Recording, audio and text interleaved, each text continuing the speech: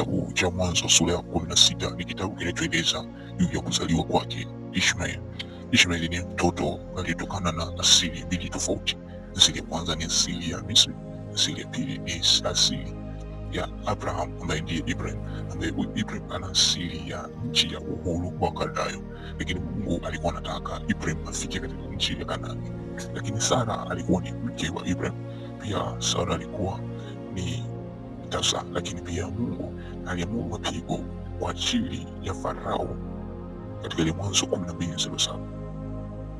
Lakini Ibrahim alikuwa ni mtoto wa Tera, Mwanzo 11:26. Pia Ibrahim ni ndugu na Lutu, Mwanzo 11:31. Lakini pia baba wa Ibrahim anaitwa Tera, yeye aliishi miaka 205, Mwanzo 32.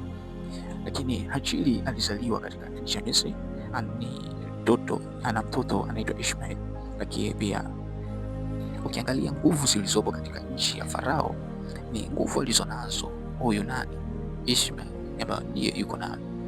Lakini cha kushangaza hapa ni hiki: baraka ambazo Mungu alimwapia Ibrahim zilikuwa zikiendana sawa na baraka ambazo anazo Sara, ambao hawa Sara na Ibrahim walitoka katika nchi moja ya uhuru wa Kaldayo. Mpango wa Mungu ulikuwa ni Sara na Ibrahim kuandaa kuwa taifa kubwa. So katikati ya maisha, katikati ya safari, walipata mtoto ambaye Ishmael. Mungu hakumwacha Ishmael kwa sababu ni damu ya Ibrahim. So Mungu alibariki Ishmael kuwa zao kubwa katika jangwa, na ndio maana baada ya maisha mengine mbali na Ibrahim na Sara, Ishmael alikuwa mmoja kati ya taifa kubwa, ambapo baadaye, baada ya watoto wa Isaka, Esau alitoka katika familia ya Isaka na kwenda kuoa katika familia ya Ishmael. Mungu alilazimu achukue taifa ambalo hili taifa lilikuwa ni taifa la Israeli, kulipeleka jangwani katika nchi ya Misri. Kwa sababu gani? Kwa sababu uovu unapolala na mwanamke ambaye si wako wa destiny yako, basi kuna tabia ama kuna nguvu ambazo zinatoka kwake zinaingia kwake. Mfano, Hajiri alilala na Ibrahim, so nguvu ama asili ya Umisri ulio ndani ya Hajiri ulimpata Ibrahim, lakini kumbuke mapigo makuu yalitokea kwa sababu ya Sara. So Mungu alimchukua Ibrahim na Hajiri wakawa kitu kimoja. So kuwepo kwa kitu kimoja kati ya Hajiri na Ibrahim ulimfanya taifa kamili la Yakobo ama taifa kamili la Israeli kuelekea katika nchi ya Misri. Lakini baada ya kufika katika nchi ya Misri, kwa kuwa Mungu ana agano na Ibrahim, yani ana agano na Yakobo na taifa la Israeli, ambao mama wa Israeli nani? Huyu Sara ndiye mwanzilishi, ambapo kwa kutumia Sara mapigo makuu yalitokea. Basi ilikuwa si ajabu Mungu kushusha mapigo kubwa kupitia Musa ili aweze kuwatoa wana wa Israeli. Kwa mapigo makuu yalitokea Misri yakamfanya Sara na Ibrahim watoke Misri. Hivyo ilitokea mapigo 10, na alipoweza kutoka mapigo 10 yalifanya wana wa Israeli watoke Misri. Lakini pia kuna vyanzo viwili katika generation ama katika ukuaji ambao Mungu hakutaka kufanane juu ya taifa ambalo Mungu anatengeneza. Kulikuwa na kalenda tofauti tofauti. Ishmaeli ilikuwa ni uzao wa Kiislamu, lakini Isaka alikuwa ni uzao wa Kikristo. Na kwa takwimu katika wafunuo wa Biblia na wale wanaosomea juu ya Biblia na wasomi mbalimbali juu ya Biblia wanaonyesha na wanaona kitu hiki ya kwamba uelefu ulinganifu huu unaonyesha juu ya siku kamili ya uumbaji ambao Mungu aliumba kwenye dunia. Na Waislamu ndio tafsiri yao nyingi sana huwa ni watu ambao wanampinga Kristo kwamba sio ni Mungu, na Wakristo wanasema kuwa ni Mungu. Na pata picha tafsiri ya mpinga Kristo, maana yake ni neno kamili tu. Mpinga Kristo ina maana gani? Ni yule anayempinga Kristo. Kwa nini? Nani? Ni Mungu. Yule mpinga Kristo, matokeo yote ya Kristo yanapingwa na nani? Waislamu wa Ishmael. Je, kwa nini Mungu alimwacha Ishmael peke yake? Kwa nini Mungu aliachana na taifa la Ishmael? Lakini kwa nini baadaye uzao mkubwa ulikuja kumfanya Yakobo kuja kuona aibu, kuogopa kurudi mbele ya Ishmael? Kwa sababu ulikuwa uzao mkubwa wenye uwezo kutisha na wenye uwezo mkubwa wa wanyama, mifugo zaidi ya Yakobo.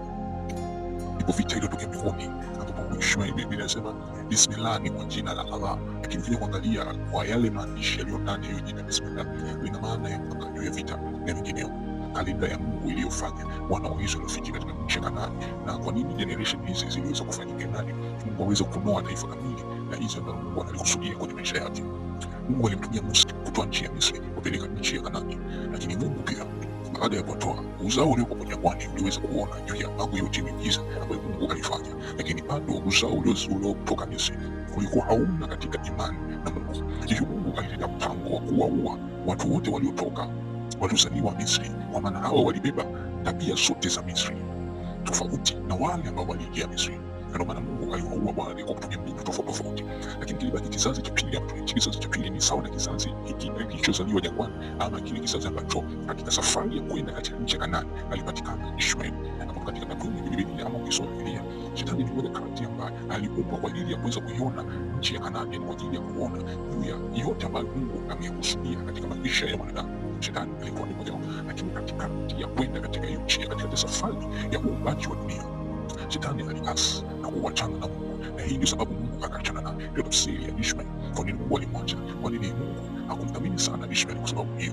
Lakini pia uje utizame kitu hiki cha ajabu, tabia ambazo zilizaliwa watoto wa jangwani zilikuwa zikiona juu ya matendo makuu ya Mungu. Ni sawa na Ishmaeli, aliona miujiza jangwani, aliweza kula jangwani, waliona miujiza ya kula, waliweza kuona miujiza ambayo Mungu ametenda jangwani. Sawa na watoto waliona kweli miujiza ambayo Mungu alitenda jangwani. Baada ya hapo Mungu aliamua kujizika, ama aliamua kuwa uzaliwa ambao umezaliwa jangwani, ili ainue kizazi kipya ambacho kitamtumikia Mungu pasipokuwa na dhambi ama pasipokuwa na uovu wowote kutoka Misri.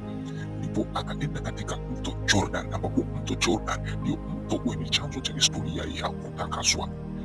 Baada ya kufika katika mto Jordan, yani kiule uzao wa pili uliozaliwa kutoka jangwani, baada ya kile kizazi cha kwanza kufa jangwani, walibaki watoto wa pili, ambao hao watoto wa pili walizaliwa jangwani, ambao wenye chotara ya wazazi waliotoka Misri, ambao wazazi wao walizaliwa, watoto walizaliwa jangwani, waliweza kuona miujiza ya Mungu na wazazi walitoka Misri. Lakini Mungu alileta watoto wengine, ambao hao watoto wengine walizidi kuona miujiza iliyokuwepo katika jangwa, na waliweza kushuhudia juu ya matendo kamili ambayo wameyaona jangwani. Mungu akaamua hichi kizazi akitakase, na ndio maana alipoingia katika mto aliua tena mzaliwa wa kwanza katika roho juu ya mateso ama juu ya uovu wa Misri. Ndio maana akakitakasa. Alipoingia katika mto, alipovuka katika mto Jordan, aliwaambia wachukue mawe 12 makubwa kwa madogo. Baada ya kuchukua mawe 12 makubwa kwa madogo, ni tafsiri ya kwamba ukubwa ni katika wale waliovuka mto Jordan wakizaliwa kwa awamu ya pili wakiwa jangwani, ambao hawa hawakuwa na uchangamano wa kiroho na kimwili juu ya wale waliotoka Misri, lakini yale madogo ni kwa wale waliozaliwa kwa mara nyingine na hao wakubwa walioingia kuvuka mto ama kuingia katika nchi ya Kanaani. Na ndio maana baada ya kuvuka mto Jordan, ndipo safari yao ya kuanza kuishi katika nchi ya ziwa na masali ilianza kutokea hapo. Macho yangu